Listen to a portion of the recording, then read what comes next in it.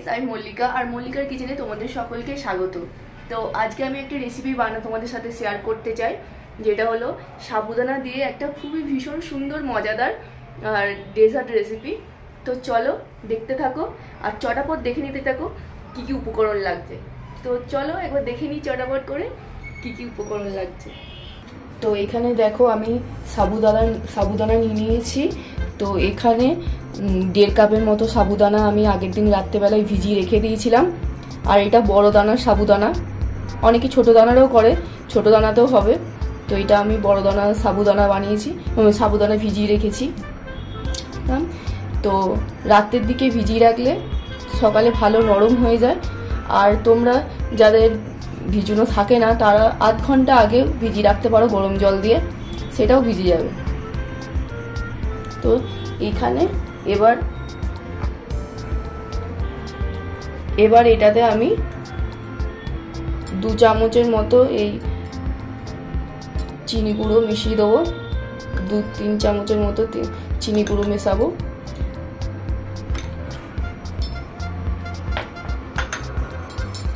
আর এখানে milk powder, এই 2 চামচের মতন মিল্ক পাউডার মেশাবো যাতে টেস্টটা খুব ভালো আসে।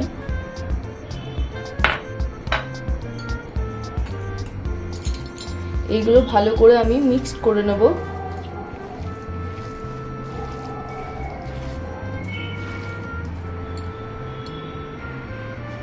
তো এটাকে দেখো আমি ভালো করে ম্যাশ করে নিয়েছি।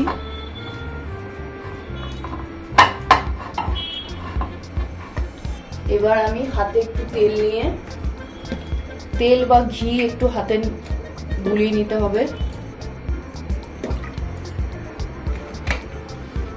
যাতে এটা হাতে চিটকে না লেগে যায়। তার জন্য এরকম ছোট ছোট করে বলের মতো এরকম বলের মতো করতে হবে।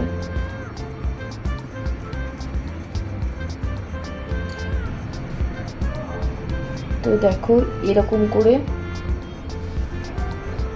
গোল গোল তৈরি দেবো।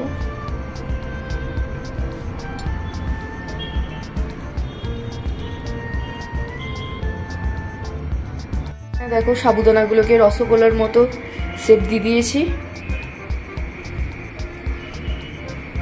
এবার এই কড়াইয়ের মধ্যে আমি দুধটা ঢেলে দেবো। দুধটা ঢেলে গরম করতে দেবো। বলছি তো নে। এখানে গ্যাসটা ধরে দিয়েছি। এবার এখানে কড়াইটা দিয়ে দিলাম। এবার এখানে দুধটা ঢেলে দেবো।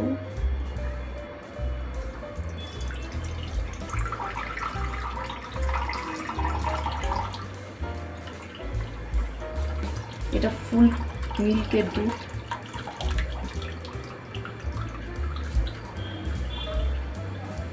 হাফ লিটার দুধ দিয়ে দিলাম।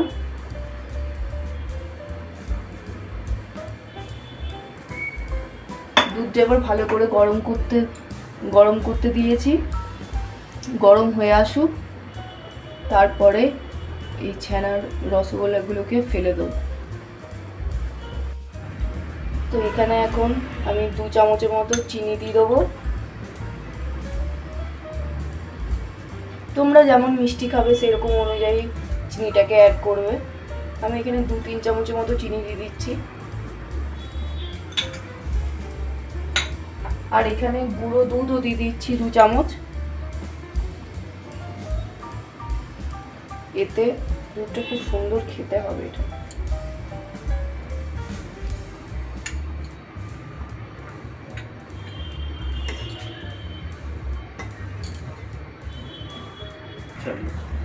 তো এখানে আমি 3টে এলাচ দিয়ে দিচ্ছি, ফাটিয়ে দিয়ে দেবো। ফাটিয়ে 3টে এলাচ দিয়ে দিয়েছি। এবার দুধটাকে ভালো করে ফুটাতে হবে। দুধটা ফুটে এলে তারপরে এই রসগোল্লাগুলো যেগুলো বানিয়ে রেখেছি তো সেইগুলো দুধের মধ্যে ফেলে দেবো। আর গরমে এই মিষ্টিটা খেতে এত সুন্দর হয়, তোমরা একবার বানিয়ে খাবে, দেখবে খুব সুন্দর লাগবে। আর খুব চটজলদি 10 মিনিটের মধ্যে তোমার এই রেসিপিটা কমপ্লিট হয়ে যাবে।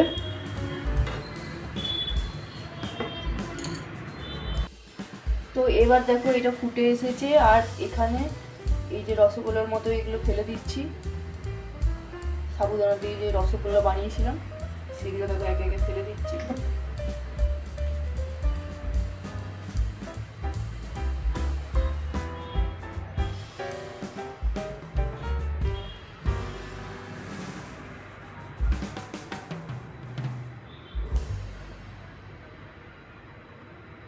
এটা কিন্তু ভীষণ টেস্টি খেতে হয়, তোমরা এটা বাড়িতে বানিয়ে খেতে পারো, খুবই ভালো হবে।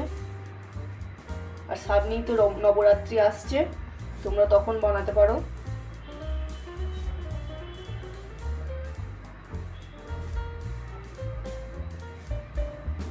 আর এটা না ফ্রিজে রেখে খাবে তো খুব ভালো লাগবে খেতে, ঠান্ডা ঠান্ডা খেতে খুব সুন্দর।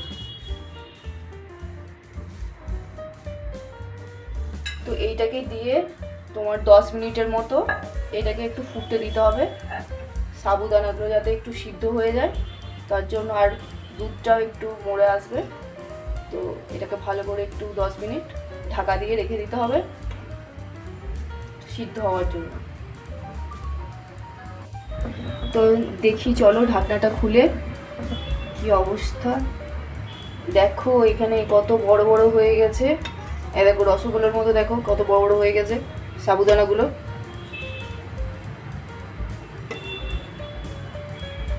তো আর একটু এটাকে দুধটাকে মারতে হবে, আর একটু ফুটতে থাকুক এটা।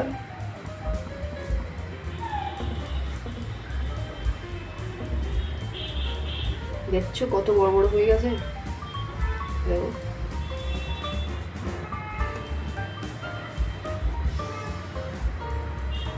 একটা কিন্তু ভাঙেনি কো, রসগোল্লা যেমন ভেঙে যায় এগুলো কিন্তু একটাও ভাঙেনি, দেখো ভেঙে যাওয়ার ভয়টা নাই।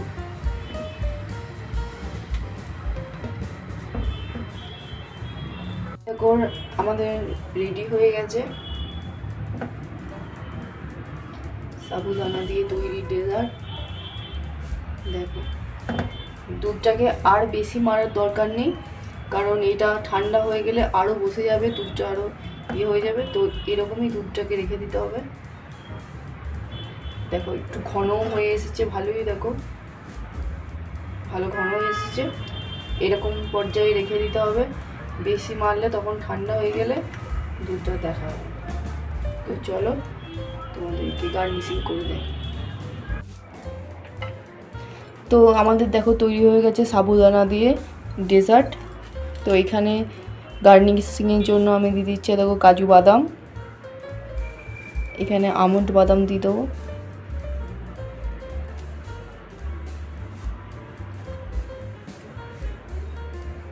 দেখো কত সুন্দর সাবুদানা দিয়ে একটা সুন্দর ডেজার্ট তৈরি হয়ে গেল।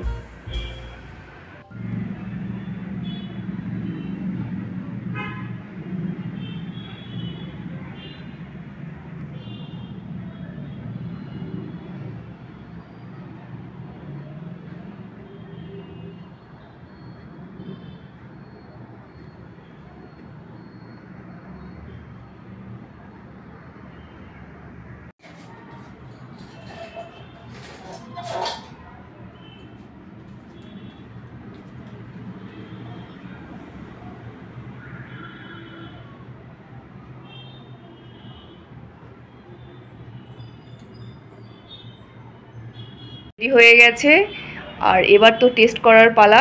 তো এখন টেস্ট করবে সুদীপ। তো চলো আমাকে রিভিউ দাও, দেখো কেমন হয়েছে খেতে।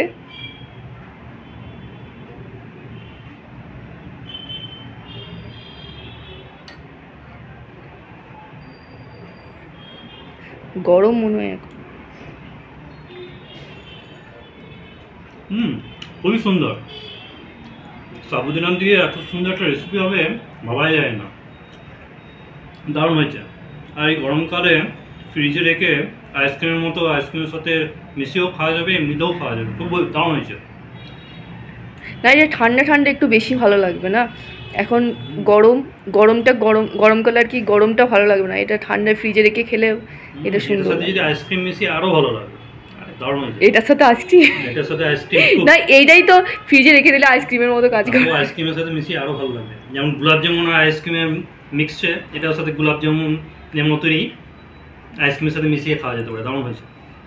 আমি পুরোটাই শেষ করে দেবো নাকি? পুরোটা শেষ করে দেবে? দারুণ হয়েছে, সত্যি খুব ভালো হয়েছে। তো চলো আজকে 100 চলো বাই। আর তোমরা জানো এটা বাড়িতে বানিয়ে অবশ্যই একটু ট্রাই করবে, আর আমাকে কমেন্টে এসে জানাবে যে কেমন লাগলো তোমাদের বানিয়ে। তো চলো আজকে বাই।